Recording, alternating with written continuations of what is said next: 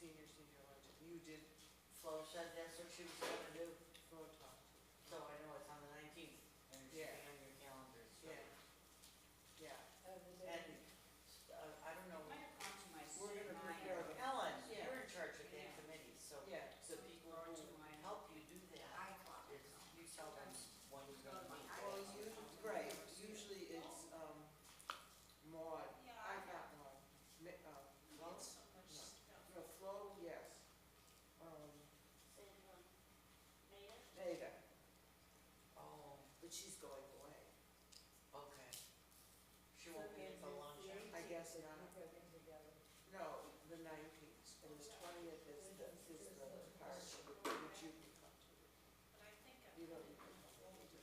I'm sure I did. Yeah. Anyhow, it'll be fine. Okay. It's fun. Yeah, Yeah, the day before's the time to do it, it's too much confusion. I agree. I just had I need something in horrible writing. thought. Read next on the map. Oh, People on the new board.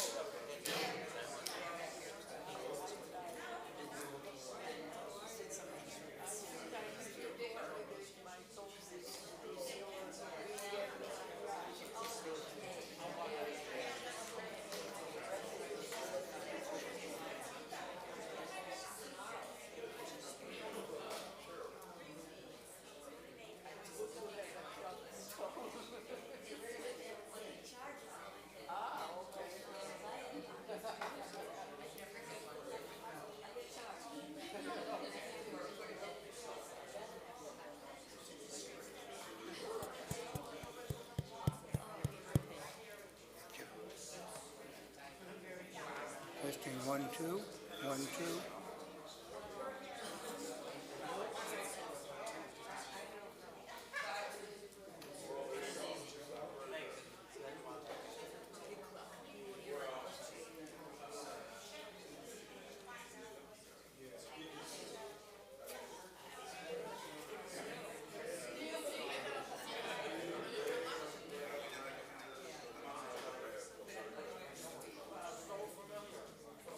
Then I remembered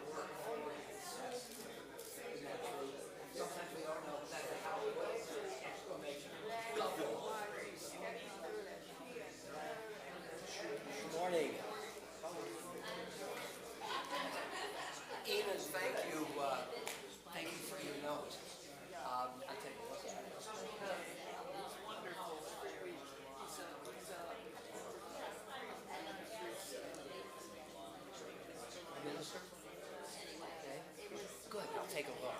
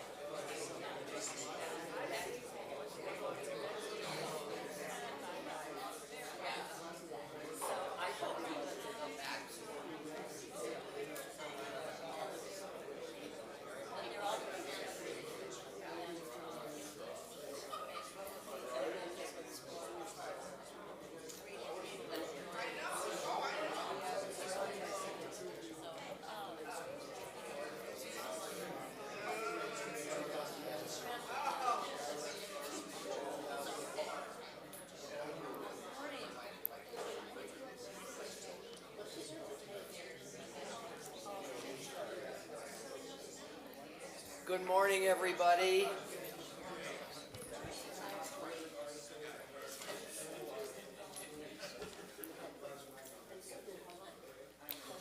Shabbat Shalom.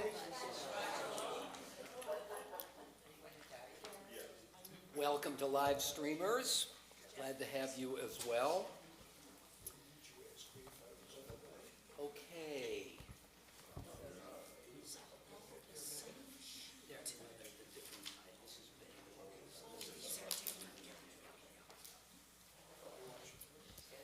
Good to see everybody this morning. We're about to pass out sign-up sheets for bagels, for live stream, for pickup. Generally, over the years, we've taken a break from Torah Study for July and August, so we've ended at the end of June. But since we're embarking on a new adventure, July 1st, Mishkan Or, combination now, a unification of the Temple and Fairmont, I've just decided that it wouldn't be good to start with months off. So we are just going to continue with Torah Study throughout the summer. I may be away from time to time, and I'll call on individuals to see if some of you would like to take over the class when I'm gone. As usual, if it doesn't make sense to you in one way or another, and you say no, no harm done. I'm not expecting people to say yes. I know it takes some preparation and some thoughtfulness and some time. So I will be calling on some of you from time to time for that. But we will continue then every week until further notice, right through the summer and into the fall.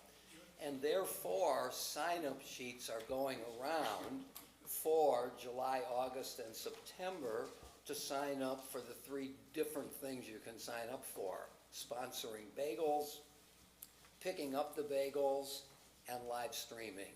And I very much appreciate that several who are live streamers have called in and signed up for sponsoring streaming, so I appreciate that very much. Just one little footnote, we just don't know at this point how many, if any, people that are currently Fairmont members will be joining us. Rabbi Mulbaum, one of the Fairmont clergy, also conducts a Torah study every Shabbat morning. She has done it by Zoom. I've been in conversation with her. She intends to continue that. She's got other things on her plate, so it's not clear whether she'll be doing it every single week, but there will be 2 opportunities by and large. So I'm assuming, let me not start there. Let's fill in these sheets as you can, recognizing that if Fairmont people join us, we will ask them also to join in, because after all, we're going to become one congregation. So, sheets are coming around. Notice there are 3 sheets, and each one has a separate title, although the dates are the same, so it's easy to think that these are just duplicates, but they're not. 3 different kinds of activities. Thank you to the Madrid family for sponsoring bagels this morning. We're delighted to have you, and thank you for participating. Applause.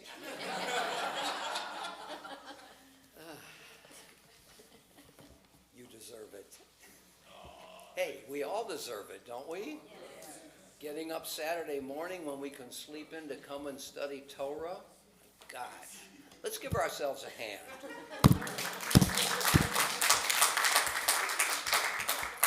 Okay. In all the years, I've never thought to do that. Every now and then. So thanks for sponsoring bagels this morning. Live stream sponsored by Joan and Bob Lustig in memory of George Morris. Thank you very much for the sponsorship. And thanks for remembering our wonderful George, whom we miss, and who was just a special individual. And also to Carol Marshall for picking up this morning. Thank you very much. Blessing for the study of Torah. Baruch atah Adonai Eloheinu melech haolam, asher kitshanu b'mitzvotav v'tzivanu la'asok b'divrei Torah. We praise you, Lord, our God, sovereign of the universe, who sanctifies us through God's commandments and joining upon us the obligation to immerse ourselves in words of Torah. Amen.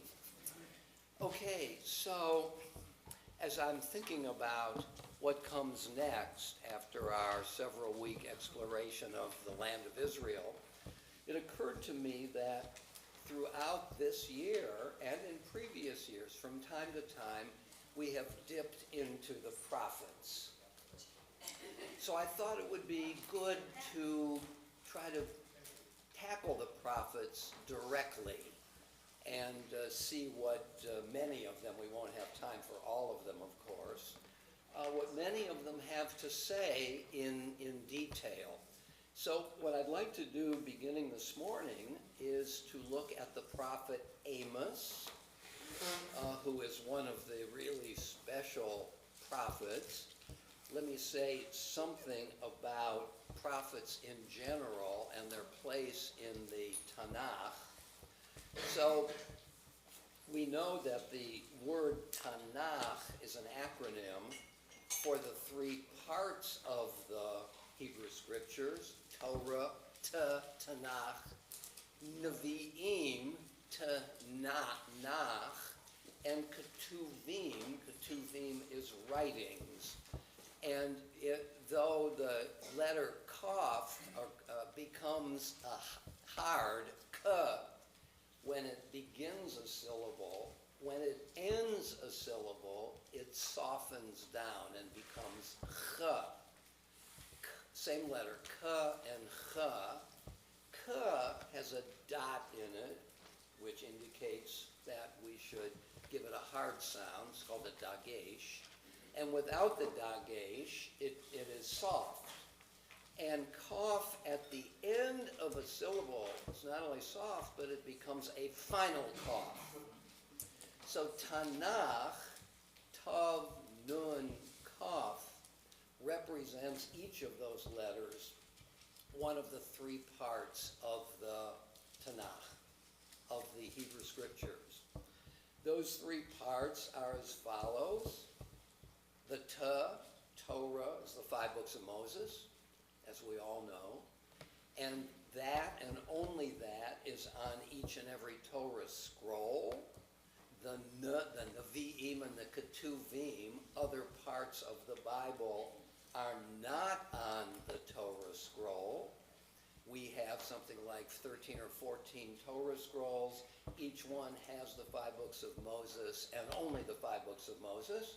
Fairmont Temple has something like 14 Torah scrolls. We're going to have nearly 30.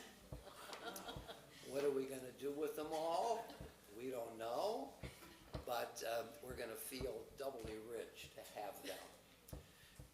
The second section of the Bible, the Nevi'im, the prophets, contain 2 different kinds of literature. The histories, of which there are 6. Joshua, the 6th book of the Bible. Judges, the 7th book. 1st and 2nd Samuel. 1st and 2nd Kings. Okay? Those 6 books trace the history from the entrance into the Promised Land to the demise of the southern kingdom, the kingdom of Judah, the people having gone into Babylonia. The book itself ends with a little bit of what some scholars feel is a hopeful note, that the king, I think it's Jehoiachin, who has been imprisoned in Babylonia, is freed from prison to sit at the king's table. He doesn't come back to Israel, but if one wanted to graph this with a line, we might say that the book of the beginning with Joshua is a downward line. The people continue to sin. They're called back to doing the right thing. They sin again and so on until God finally becomes fed up with the northern kingdom in 722 before the Common Era, with the southern kingdom in 586. People go into exile, but how are we to finish this line given that the last thing said is the freeing of Jehoiachin from jail and being able to sit at the king's table? Do we graph it like this? Little bit of an upward movement, foreshadowing the return of the people. Does the book of 2 Kings end on a hopeful note? A scholar like Gerhard von Rad thinks so. Other scholars disagree that the overwhelming arc of these books is sin and continual sin and no turning around finally. And so von Rad makes too much of this an incident, they would say. So the Nevi'im, the prophets, just a review, divided into 2 sections. Section 1, the 6 history books. Every history book has a theme, a premise. Are you writing an economic history? Are you writing a history of the impact of geography on the historical circumstances? Are you writing a great man history where history moves through singular individuals? We make a distinction, which is not really completely firm, between history and chronicle. A chronicle may be just an attempt to indicate events without some philosophical premise, whereas histories tend to have a theme, and the facts and the dates and so on are gathered around the theme in order to justify, to vindicate those premises. All history finally is determined by economic forces. If I wanted to write a history of England from an economic point of view, I would try to make that case, that it's the shift in economies, the ups and the downs and so on, the divisions of labor, and therefore the divisions of society and so on. Those 6 history books are a theology of history. The authors are not trying to just tell us what happened, but what is the meaning of what happened. And the meaning is, fundamentally, that the people go into the land of Israel with the Torah, and therefore the blueprint for how to live a good life. And they don't live that good and righteous life. Over and over and over again, God is patient. God sends prophets to warn the people. They change for a little while, and then they go back to their wayward ways. And finally, the people, God becomes impatient and sends the people into exile. The northern kingdom first, the southern kingdom next. Part of the theology of history is to vindicate God from responsibility for those calamities. If God has promised to be with the people and to be in covenant with them, how come things turned out so badly? Well, the reason is not that God is at fault. God was patient. God gave us a blueprint. God showed us the way. We are at fault. We had the chance to repent, to do it better the next time. Sometimes we did it for a while, but most often we didn't. And therefore we find ourselves in exile on the basis of our actions. Okay? So what group might have been likely to write this kind of theology of history? The prophets. The prophets are the ones who call us to repent, to change our ways, to follow the laws of the Torah. It's not that we are blind in life. We have been given the way, and we have failed to live by it.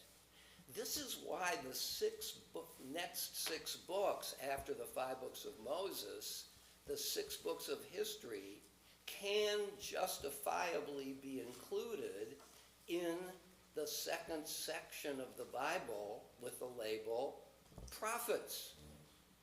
We might want to ask the question, how come the histories are in the prophetic section of the Bible? And I think I've provided the answer to it. Those histories are written from a prophetic point of view. After those 6 histories come 15 books of 15 books, each of which is named for a prophet. Amos, Hosea, Joel, Micah, Isaiah, Jeremiah, Ezekiel, and on and on. 15 books of prophets named for prophets.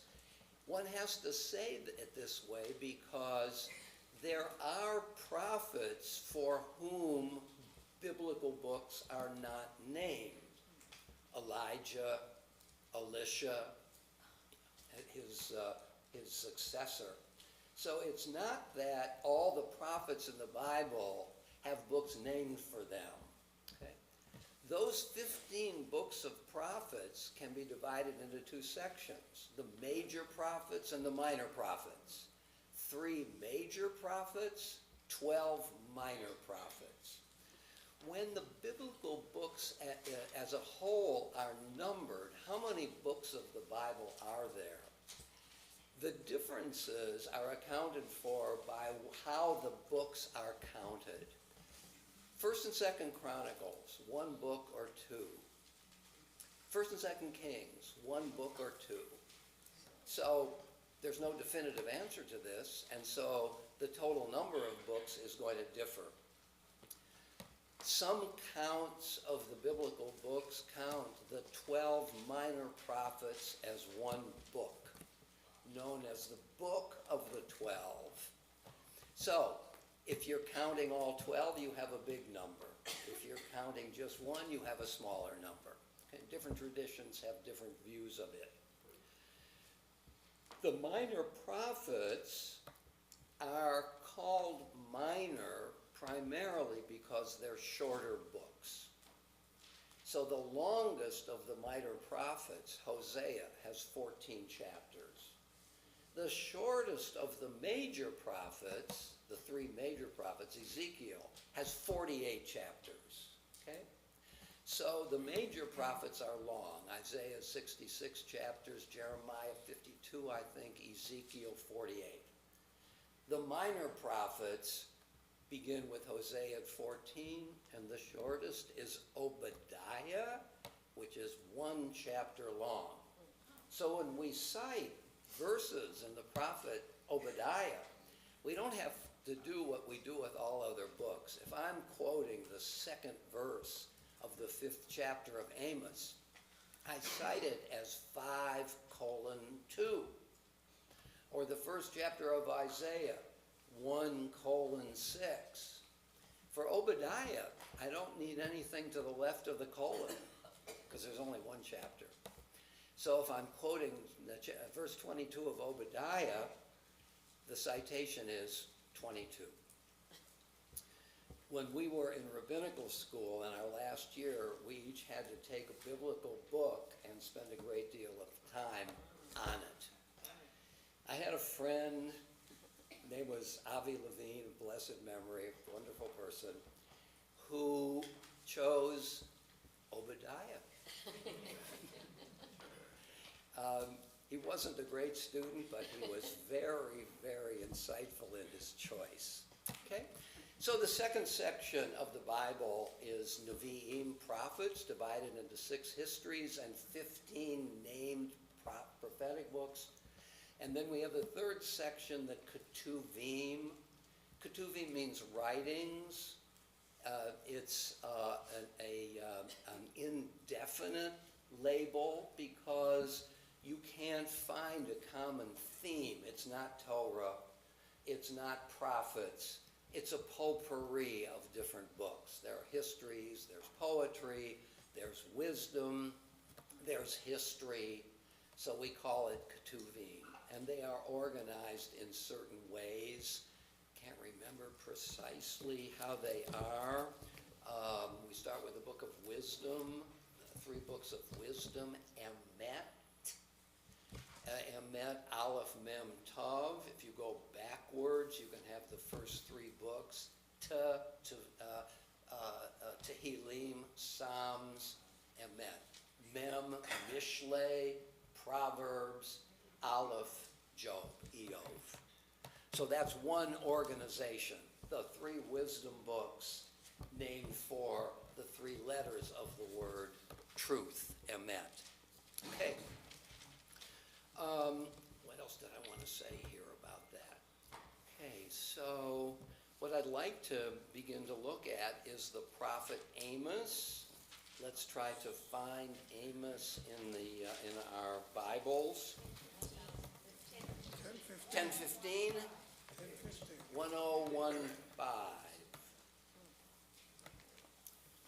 And we'll see how we're doing. We want to spend some good time on Amos, but as I've mentioned, there are many other prophets. It's such an exciting subject for us to look at. Okay, so we start the book of Amos with a superscription, a kind of title and introduction.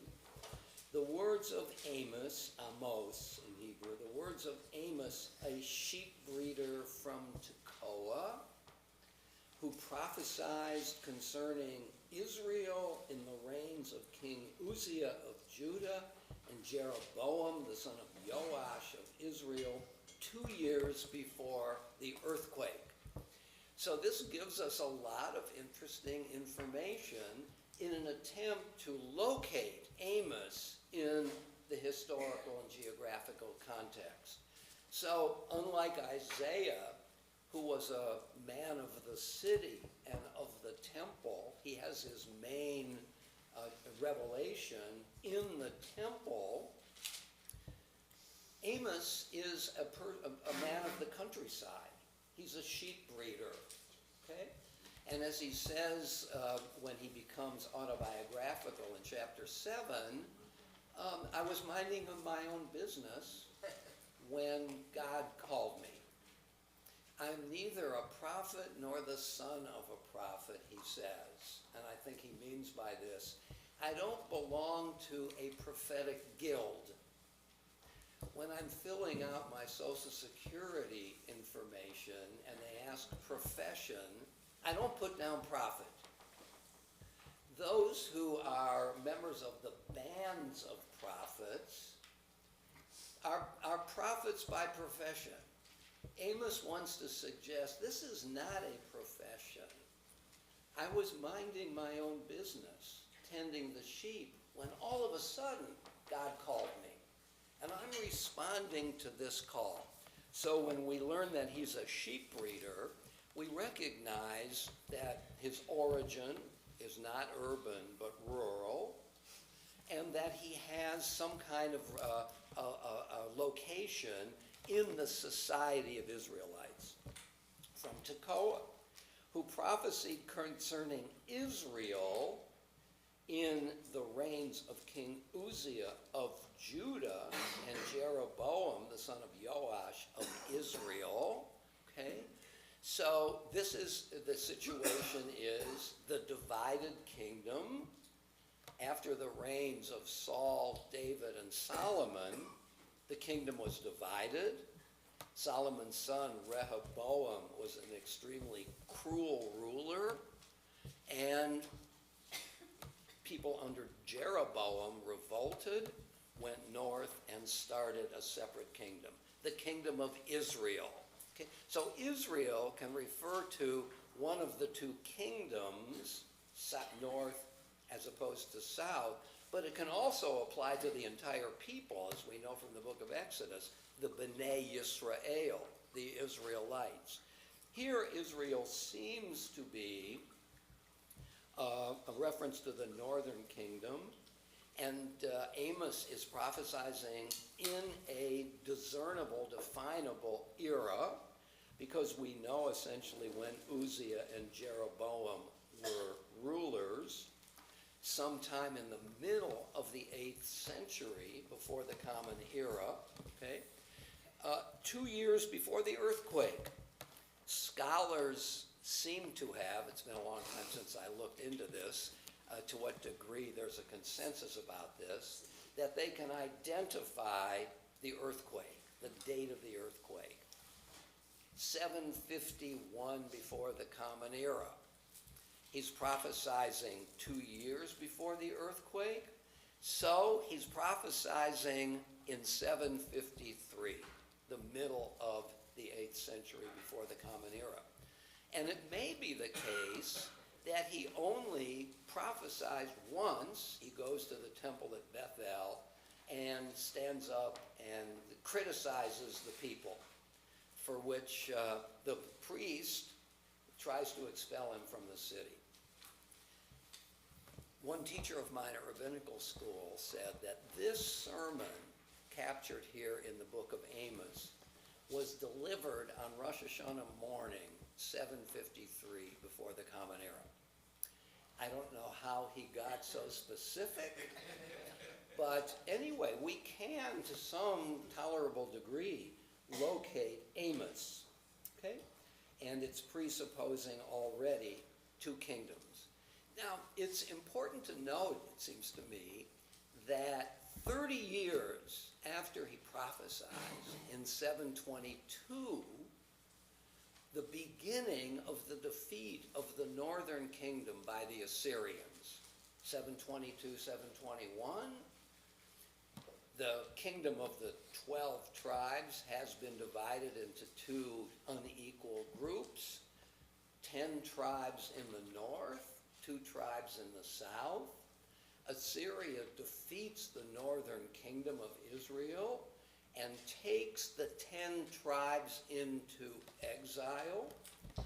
The Assyrian view of how to deal with defeated peoples is to scatter them so that they cannot regain some sort of national strength and independence. The Babylonians, as we know, had a very different view of how to deal with defeated peoples. You take them into exile, but you allow them to remain together.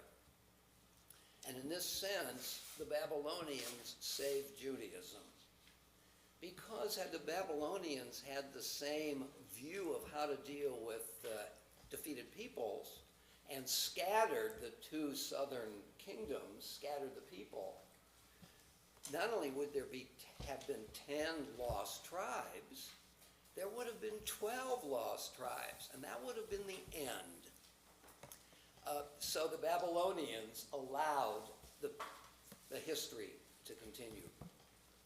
Okay, so the 10 north tribes are scattered, and that's why we don't know where they are. They were scattered throughout the area, evidently, and some of them were allowed to remain in the northern kingdom. Ellen? If I were to believe that God spoke to me today, Yes. and I need to just go out into the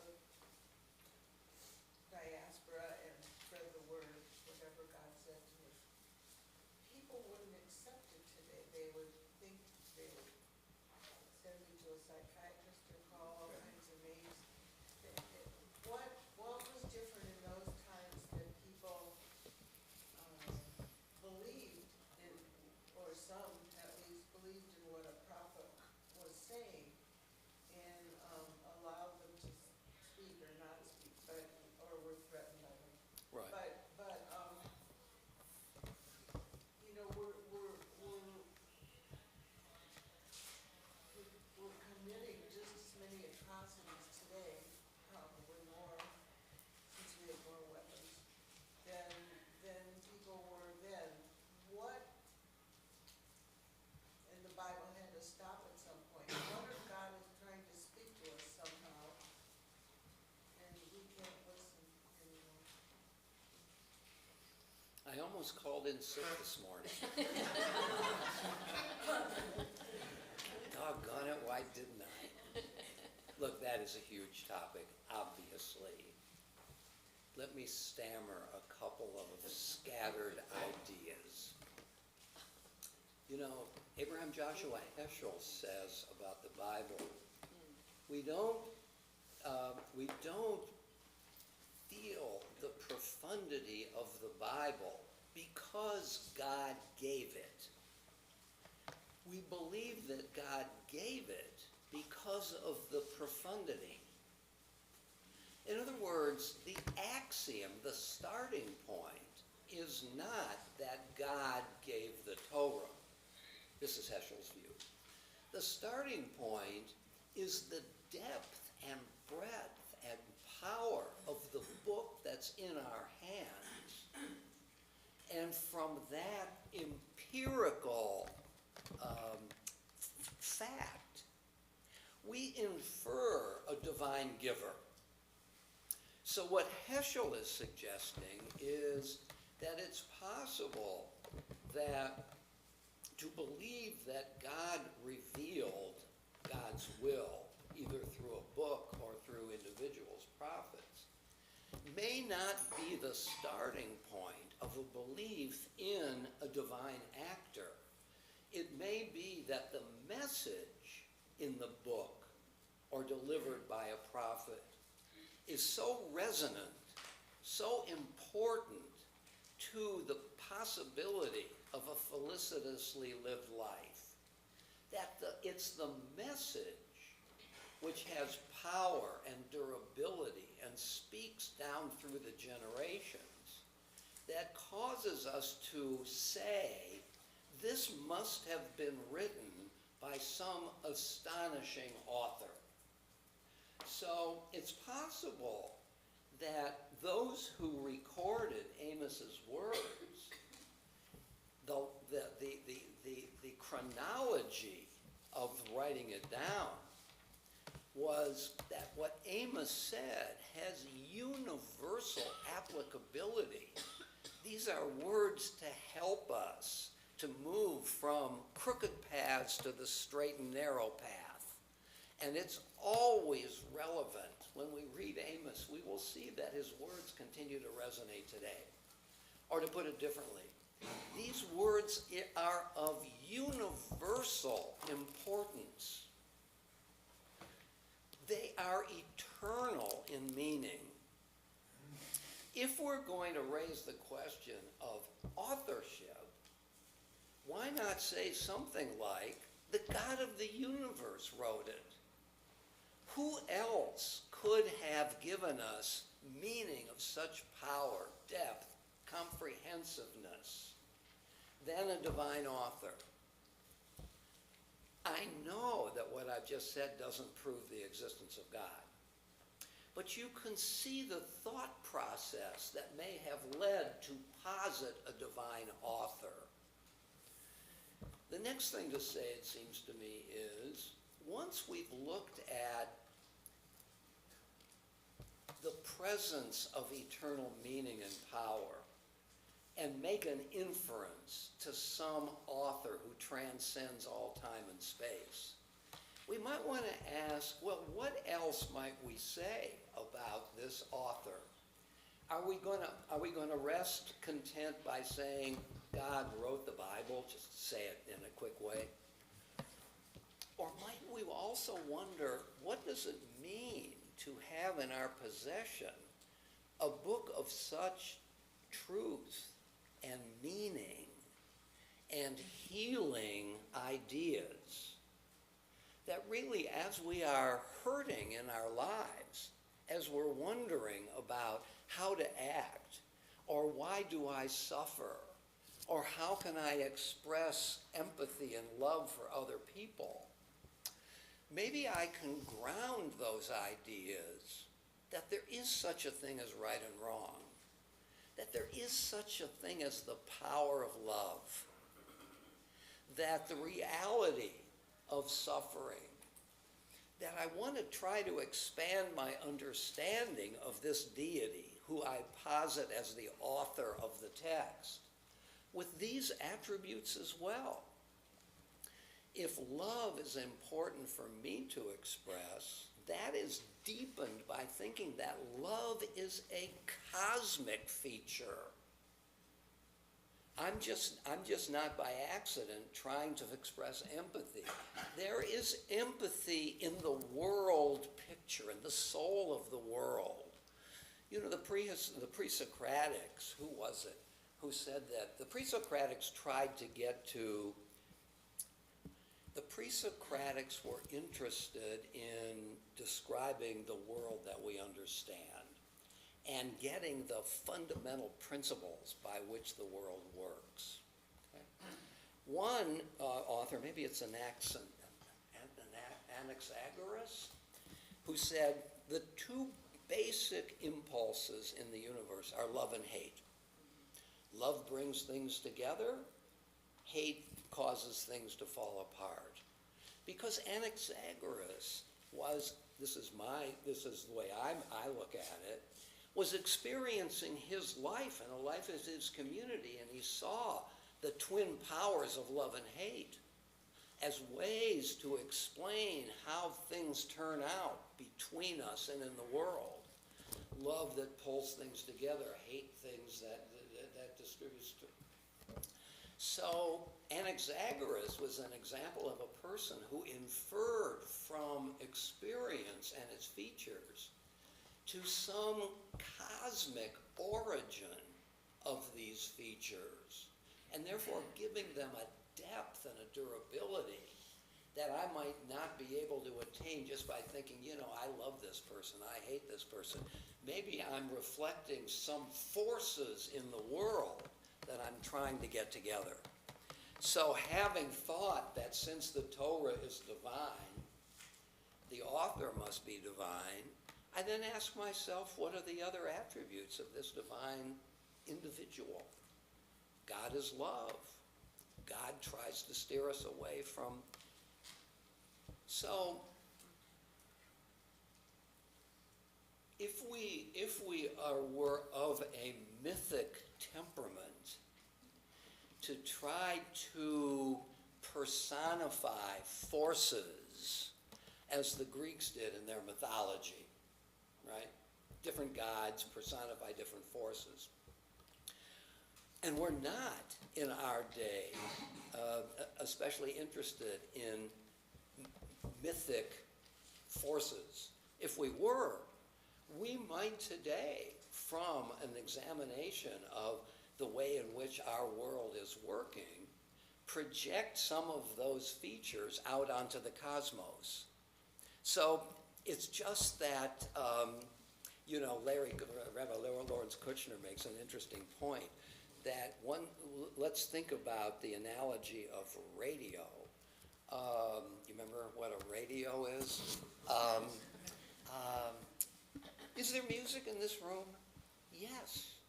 We just don't have a receiver here to turn it on. It's not that there's no music, it's just that our receiver is not operating.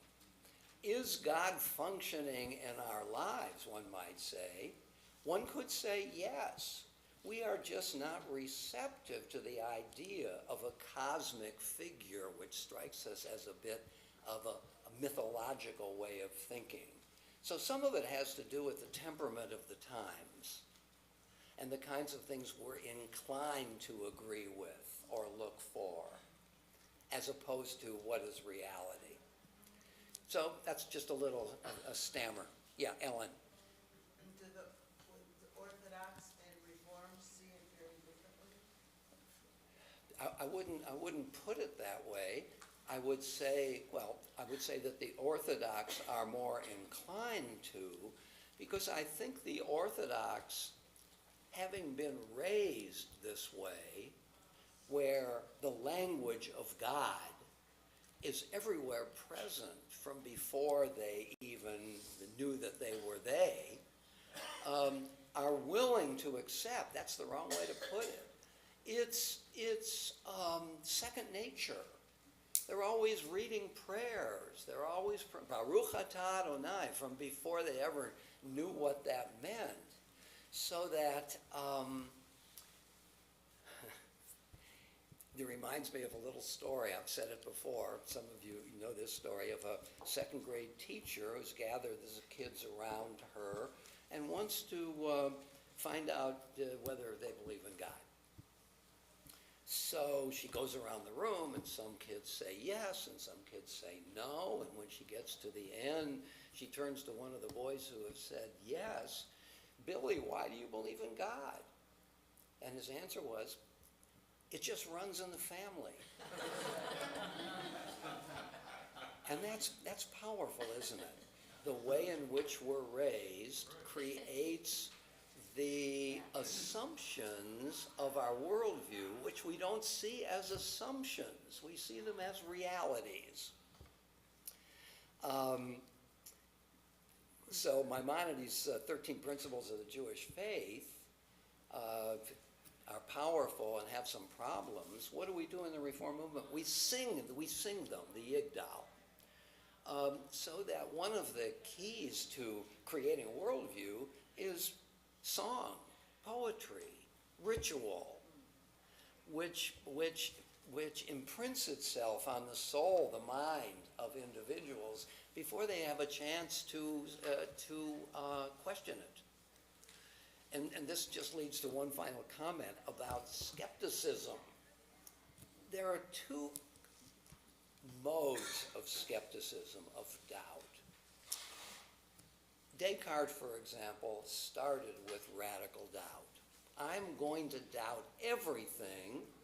He was, in a way, trying to resist the medieval order of things.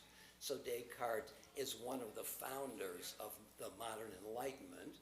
I'm going to doubt everything, and let's see what I can come to know without assuming anything. And he engages in kind of a circular argument to get there. So there's skepticism before belief, and then there's skepticism after belief. Before belief, skepticism winnows everything, because you have to take a leap somehow to begin to believe. You have to assume some beginning. And if you're interested in radical doubt, no beginning seems a QED, seems solid. On the other hand, and this is a response to the question of the Orthodox, you know, Orthodox Jews have created masterpieces of Jewish literature. Rabbi Joseph Soloveitchik wrote The Lonely Man of Faith is a masterpiece of Judaism. He accepted without question several premises, but that didn't keep him from questioning. You can be skeptical within a belief system. It's not just you believe or you don't. And I think one of the geniuses of traditional communities is they get kids to embrace certain things before they have a chance to doubt, so that they have a firm foundation for a life. That doesn't mean that doubting is illegal in these communities. You can doubt within a system, but if you doubt without a system, you won't ever get started. That's the problem with Descartes. Descartes had to make a leap in order to get himself started. And he did. I'm sorry? And he did. Who did?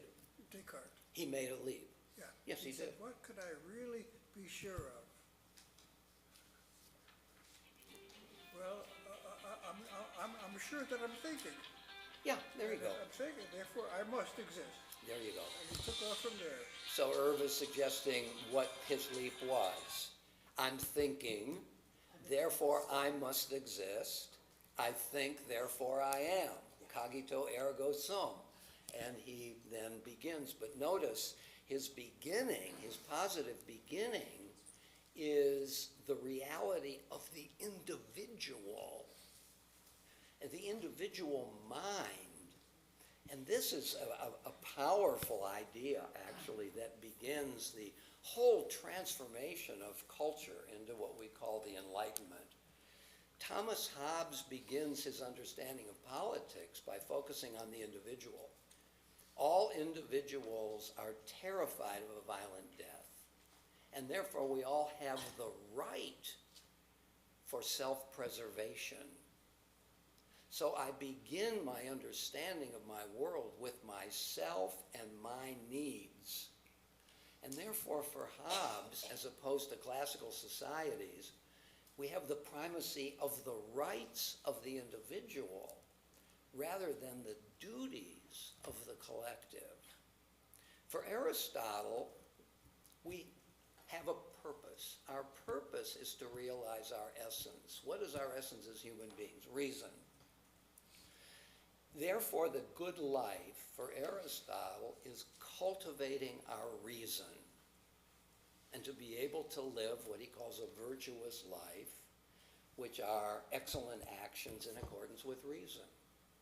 I have a duty in life, and that is the duty to perfect myself to the degree that I can. And I know what myself is. Myself is a rational animal. This is not a rights philosophy. This is a duty philosophy.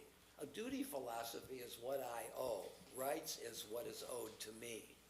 Cogito ergo sum, I think therefore I am, lays one of the foundations of the primacy of the individual and the individual's needs. And therefore, when a society needs to form, because we're all terrified of the state of nature, which Hobbes describes as a state of war, therefore I need a society. But the society can form only when each individual relinquishes some of his or her rights for the sake of the whole. Because I start with my rights. Okay, so, Book of Amos. No, the question of God is I think it's the most important question of all. It's the question, in what sort of environment do I live? What's possible for me?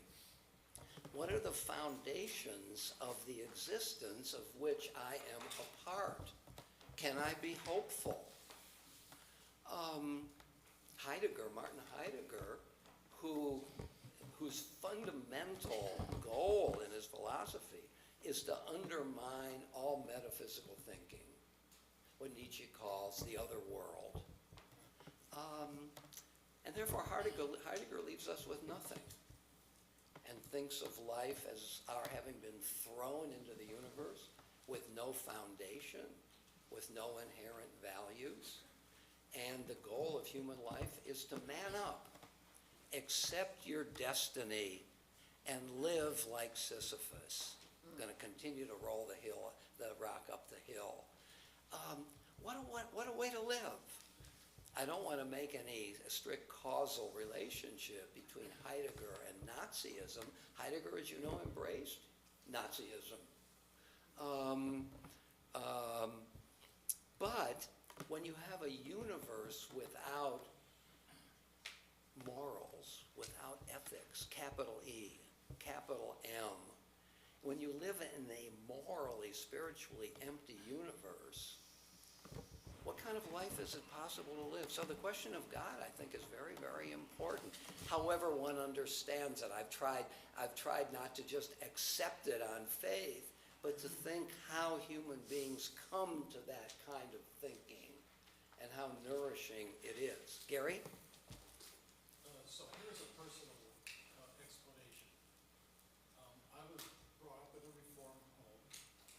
The belief of God was present in that home.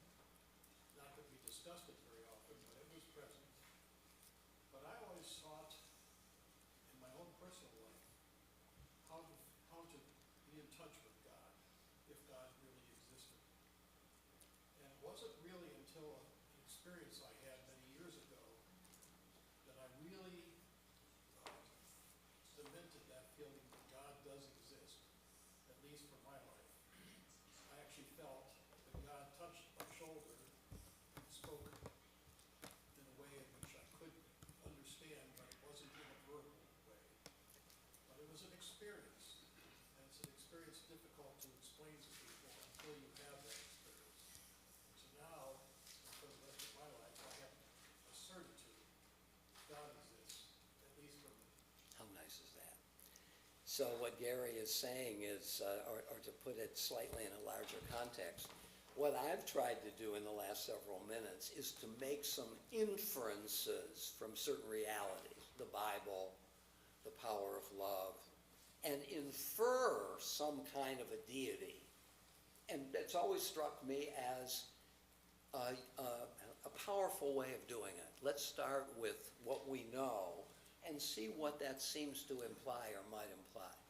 Gary is starting from a very different starting point, a personal experience, and actually an experience that was tactile, that was a touch. You felt a touch on your shoulder.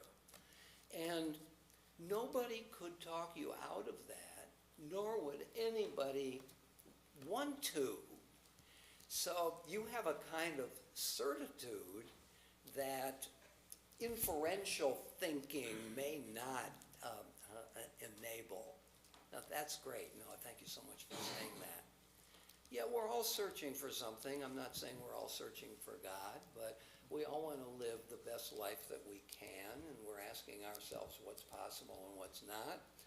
If somebody said to me, the best life that you can live is to spend your time drawing a six-sided square, I should wake up sooner than later and recognize that isn't one of the possibilities. So as we're examining ways of drawing some conclusions, we have to ask ourselves, what is preposterous that I'm presuming?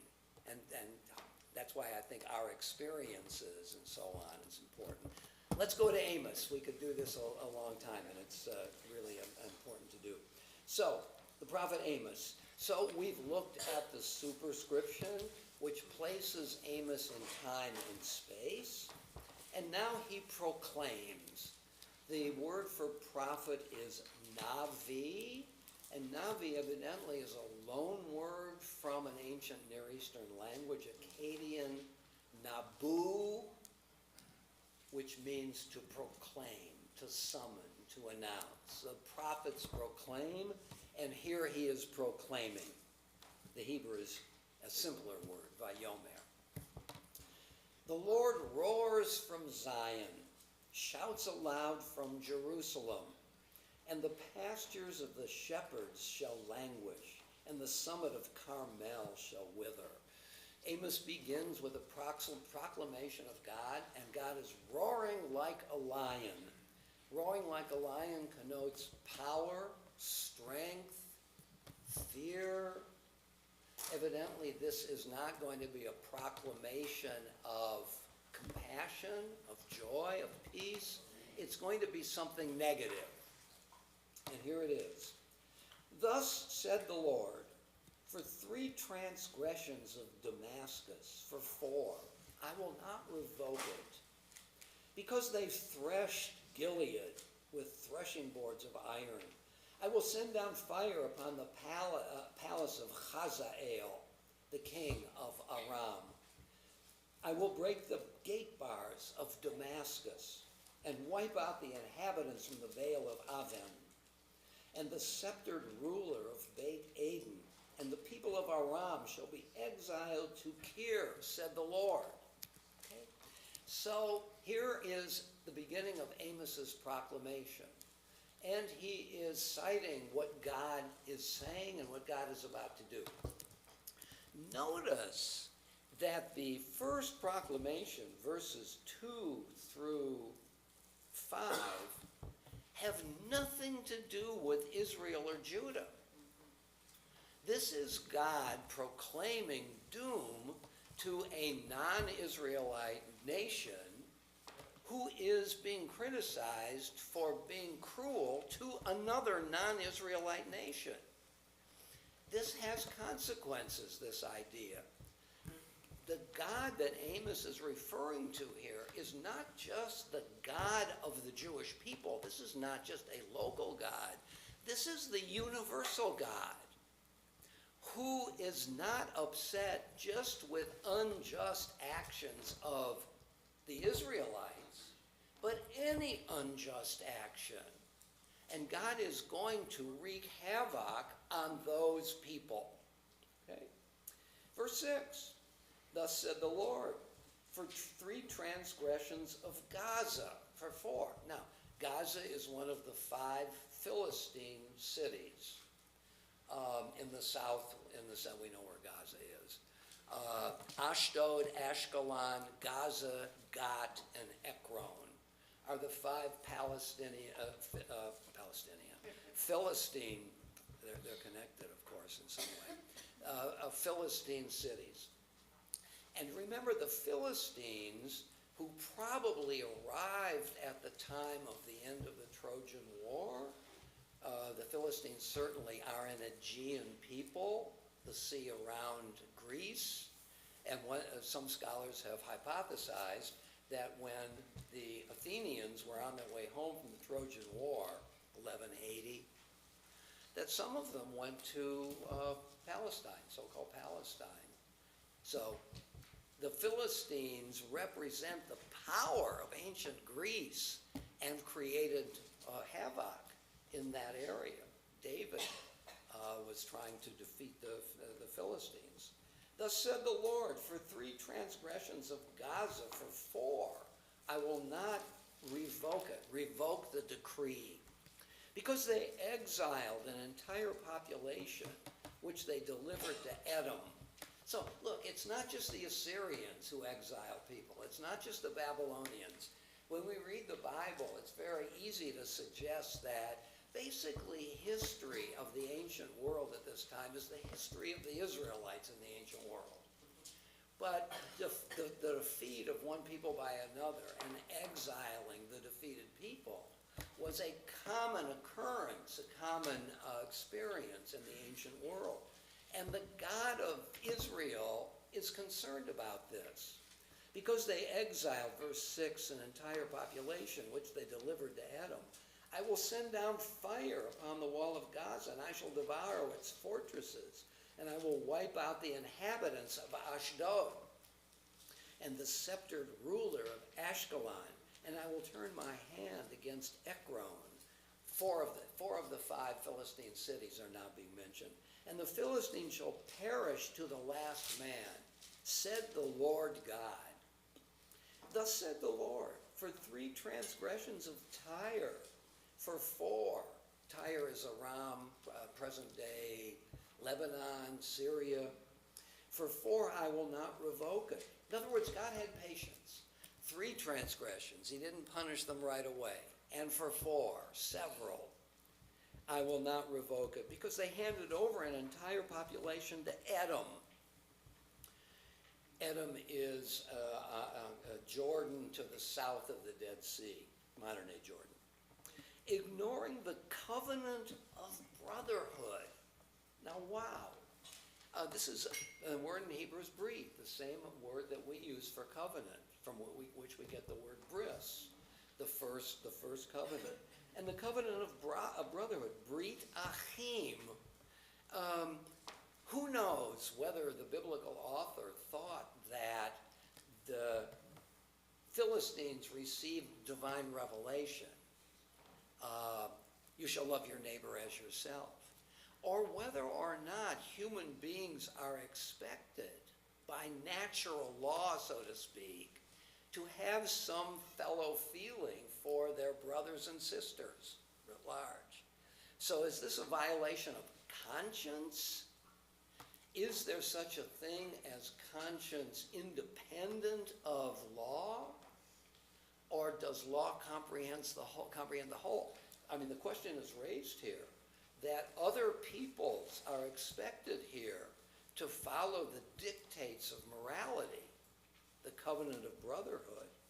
I will send down, verse 10, a fire upon the wall of Tyre, and it shall devour its fortresses.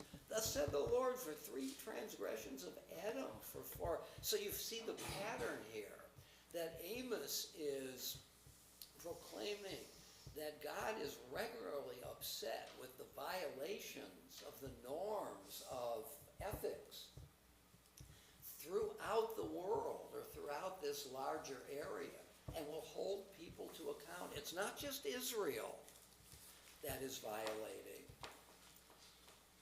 Because he pursued, middle of verse 11, his brother with the sword, and repressed all pity, shichet rachamav, rachamim, rachmanus. Because his anger raged unceasing, and his fury stormed unchecked. I will send down a fire upon Taman, and it shall devour the fortresses of Batsra. Thus said the Lord, for 3 transgressions of the Ammonites, for 4 I will not revoke it, because they ripped open the pregnant women of Gilead in order to enlarge their own territory. I will set fire to the wall of Rabbah, and it shall devour its fortresses, amid shouting on a day of battle. On a day of violent tempest, their king and officer shall go into exile together, said the Lord. Thus said the Lord, for 3 transgressions of Moab, and for 4 I will not revoke it, because he burned the bones of the king of Edom to lime. I will send down fire upon Moab, and it shall devour the fortresses of Keriot. And Moab shall die in tumult amid shouting and the blare of horns. I will wipe out the ruler from within her and slay all her officials along with him, said the Lord. Thus said the Lord, verse 4, for 3 transgressions of Judah. You see, so there is a crescendo here that is moving toward the transgressions of the Israelites. South, Judah, and then north. Thus said the Lord. In other words, what kind of prophet is Amos?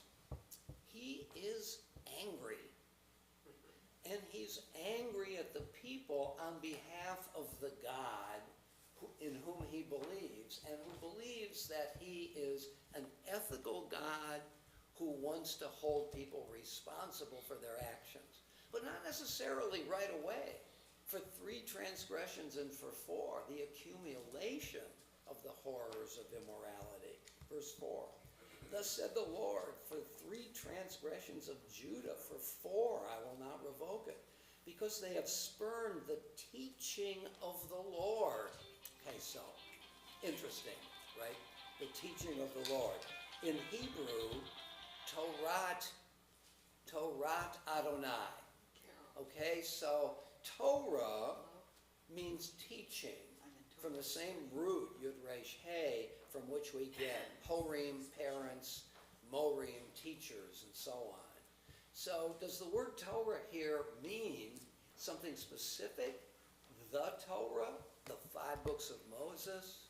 Or is it just teaching in the more generic sense? It's hard to know. Both are possible. Because they have spurned the teaching of the Lord and have not observed his laws. They are beguiled by the delusions after which their fathers walked. I will send down fire upon Judah, and it shall devour the fortresses of Jerusalem. It's so interesting. Amos is prophesying in 750 before the Common Era. This is almost 200 years before the destruction of Jerusalem.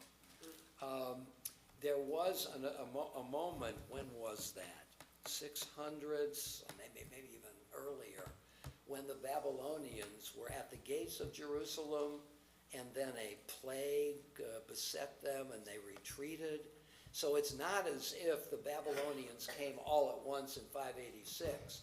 Looks like as they were destroying the northern kingdom in the 8th century, they may have tried for the southern kingdom, but were set back. Okay, so but Amos is already invoking this problem for Judah. Verse 6, thus said the Lord, for 3 and by the way, speaking about a book with some special properties, you can see, let's suppose that Amos really wrote this, or he delivered it orally in 750, 753, and somebody wrote it down, and what was written down is what we have, okay? That's one possibility. Another possibility is that the book was edited and added to down through the centuries. But here one could imagine on the first view that these are Amos's words in 750. He is already predicting the fall of Jerusalem.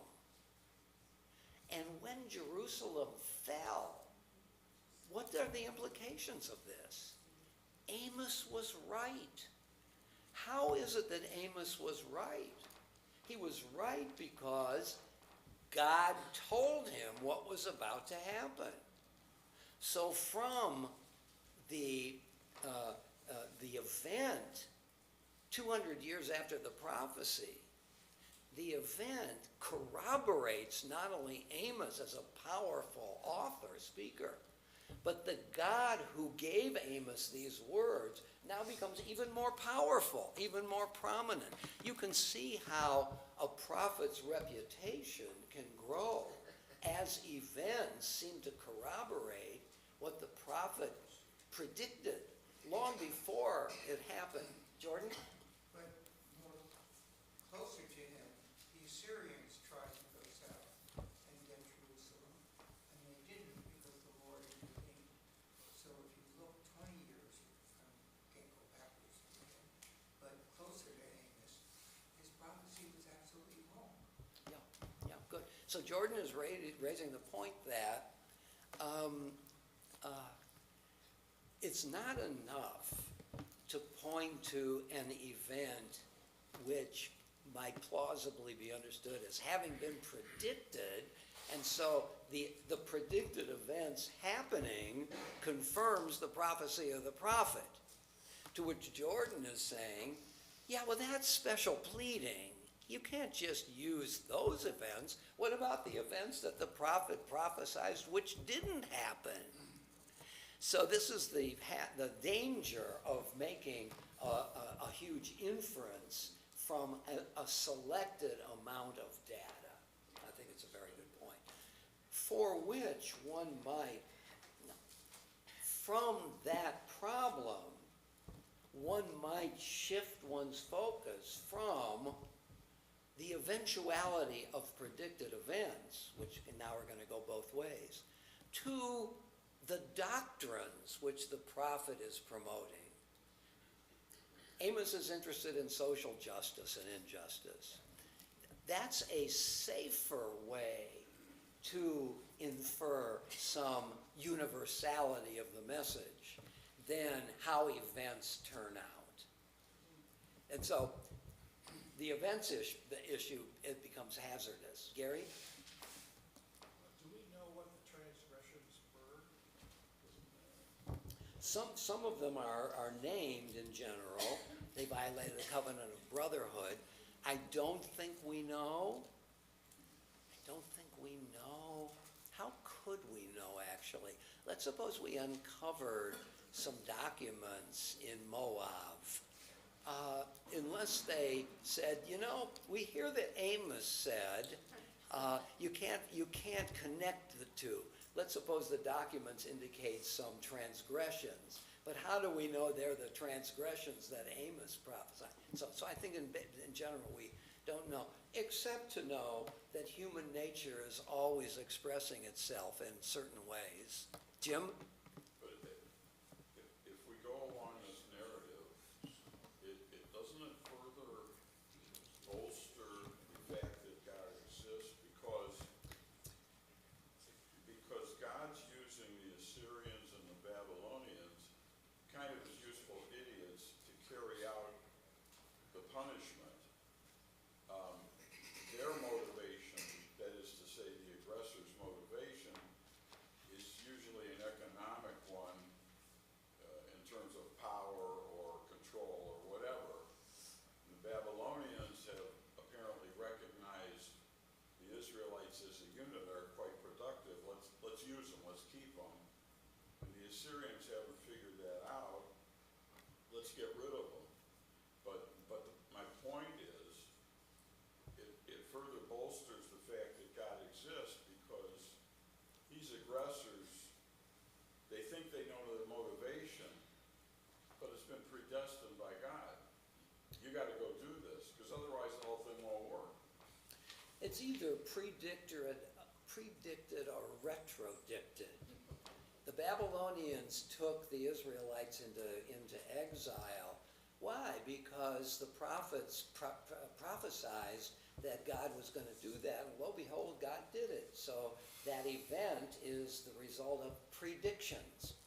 On the other hand, one could say they found themselves in exile. They don't feel it's exactly the end. We're hoping that there's going to be some restoration and return, and therefore let us assume that we find ourselves in exile because God did it. That is, you can start with the prediction and go to the event, or you can start with the event and try to infer backwards that God did it. If you do the latter, you're writing a theology of history. You're writing a history from a theological point of view, which is what the biblical author is doing. And I think you're right. I mean, Cyrus was the king of Persia, and finally the Persians defeated the Babylonians in 540. And the Persians had a very different view of how to deal with exiles. Let them go back home as a community as long as they promised fealty to the empire. And now they can protect the borders of the empire against incursions from the Egyptians. So why did Cyrus do this? Well, Isaiah knows why. Because God called him to do it. Matter of fact, in Isaiah chapter 45, Cyrus is called God's Messiah, Mashiach, a chosen one, called. Let's suppose the day after the decree to let the Israelites go back, we have an opportunity to talk to Cyrus. We say to him, thank you so much for allowing our people to return home. And thanks so much for being willing to be a servant of the God of Israel that allows the people to go home. And he would say, what? I did this for economic and geopolitical reasons. I'm not responding to your God. So, there are different readings of history. Now, Isaiah wants to say, because Isaiah is building and then drawing inferences from a vast ideology. And he's trying to put the pieces together so that we get a sense of optimism in the hands of this God who doesn't punish us forever, holds us responsible, but redeems and so on. So, yeah, I mean, a lot of this is a way. Look, so you have economic histories, you have geography histories, great man theories of history. Now we have a theology of history. Which one is truer? These are ways of looking at things, and a theory is stronger or weaker to the degree to which it has two features: explanatory power and predictive power. It explains the phenomena, and the better the explanation, the more comprehensive the explanation, the stronger the theory, which is never 100% proven. And can it predict what will come in the future? God punished us because of our sins. When we sin again, are we going to be punished? Yes. How?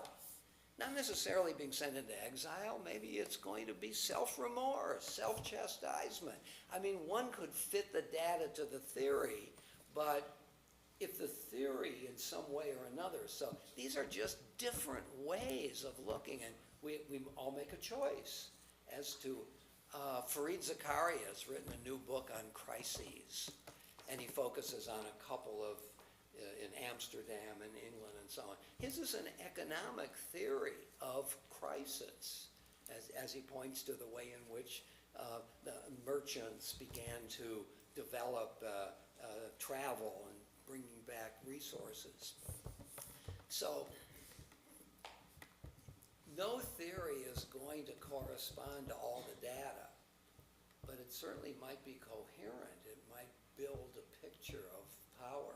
Let's go on just a little bit before we have to stop. Here we are, let's go back to verse 4 of chapter 2. Thus said the Lord, for 3 transgressions of Judah, for 4 I will not revoke it, because they have spurned the teaching of the Lord and have not observed his laws. They are beguiled by the delusions after which their father walked.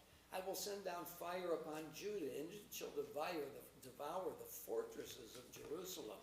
By the way, this notion of teaching of the Lord, I think there's one more thing to say about it.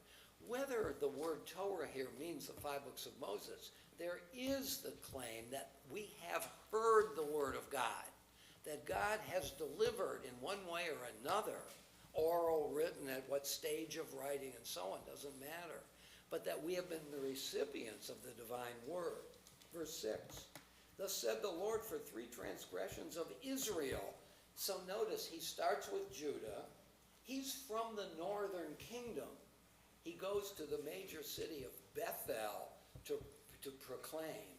But he's also talking first of Judah itself. Thus said the Lord, verse 6, for 3 transgressions of Israel, northern kingdom, for 4, I will not revoke it. Because they have sold for silver those whose cause was just, and the needy for a pair of sandals. Immorality in treating one's neighbor.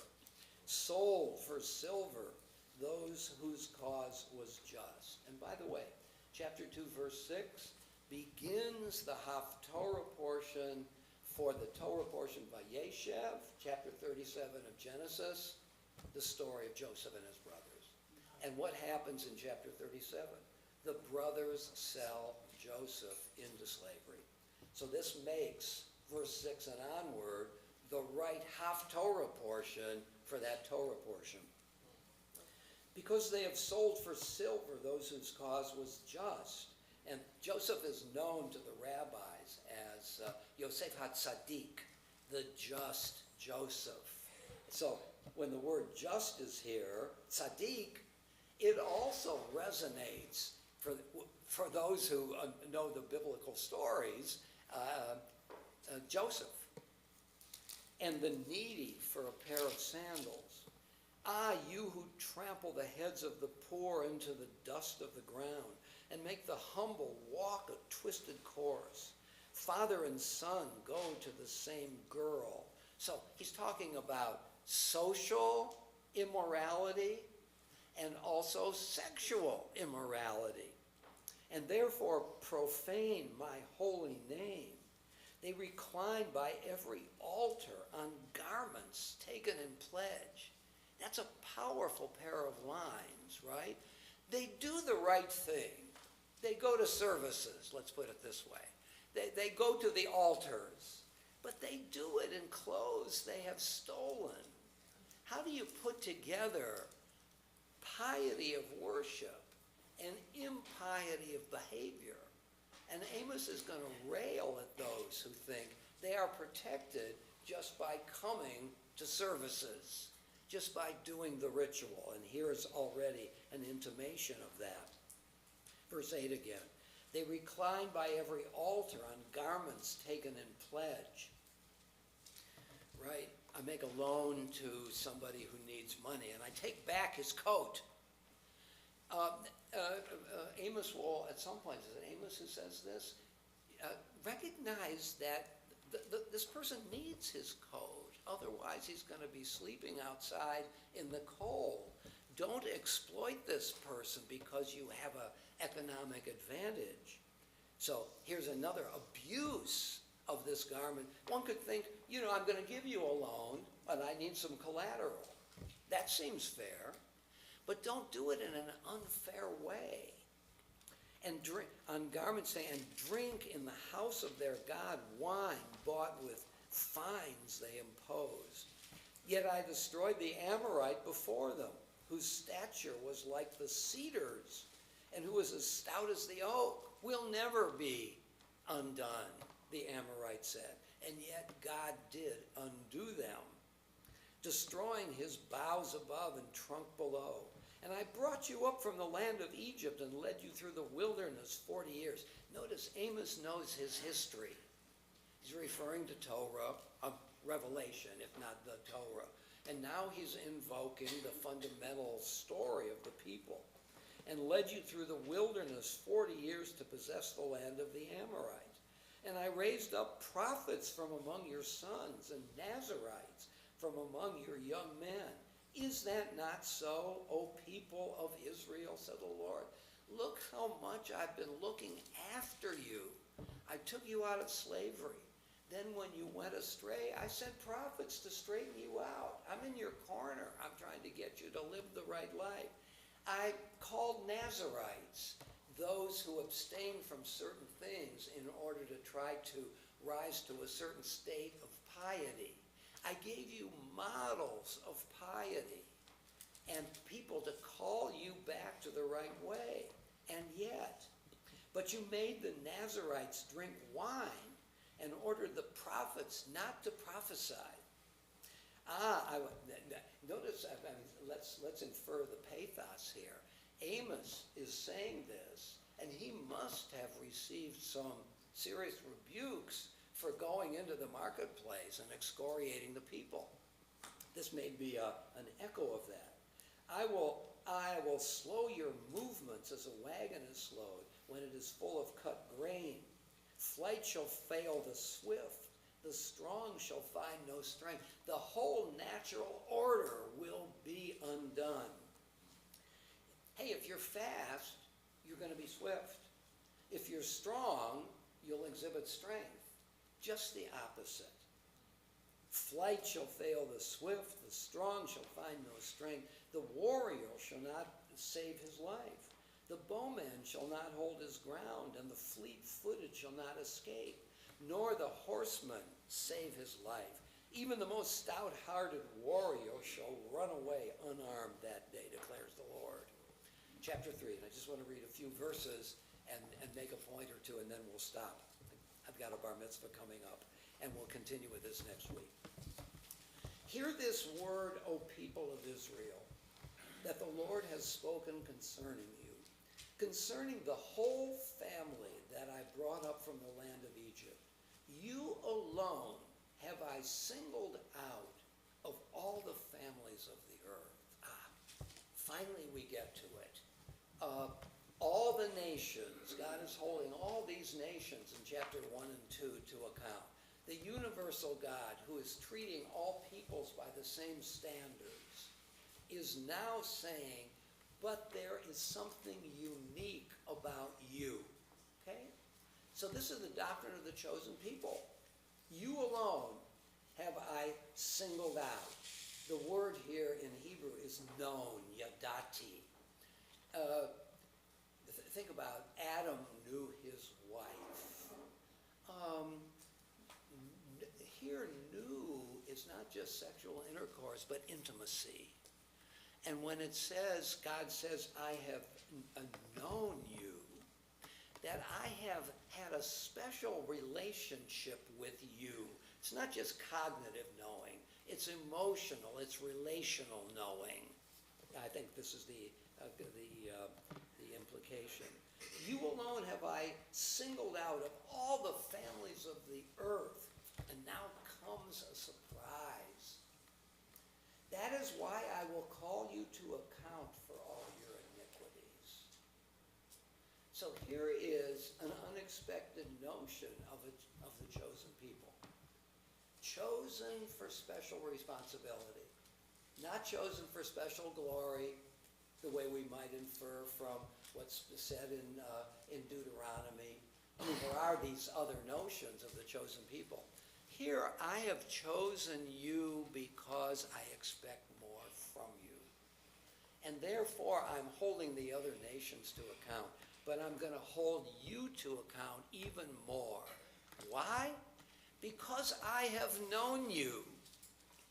I mean, isn't it true that our most intimate relationships carry with it special responsibilities? And can't we, if we find the right way to do it, call our dear friends to account when they've done something that we may find amiss? I mean, there is this notion in Leviticus that we should rebuke our neighbor. And the rabbis talk about the ethics of rebuke. Don't just go in and lambaste them with criticism. There's a right and a wrong way.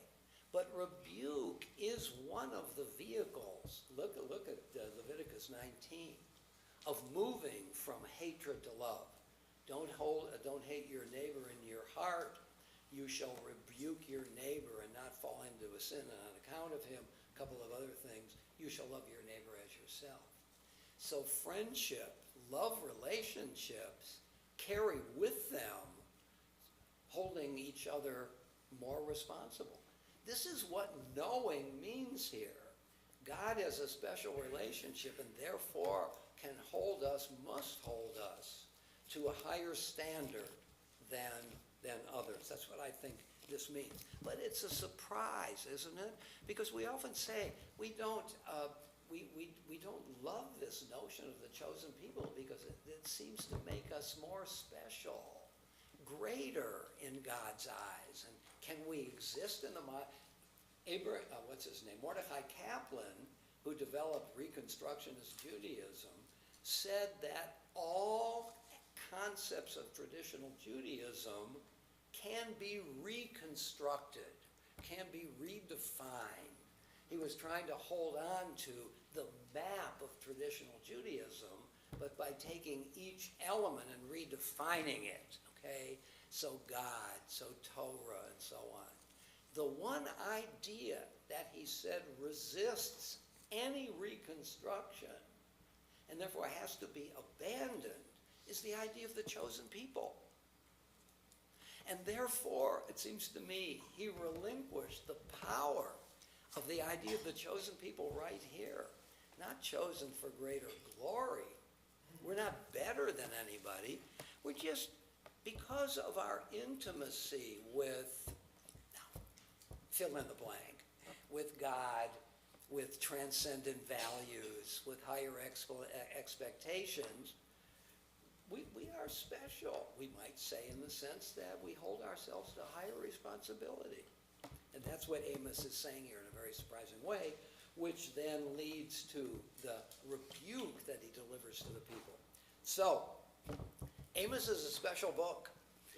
Let's continue with this next week, and to the degree we get through Amos, we'll look at some other prophets. Shabbat Shalom.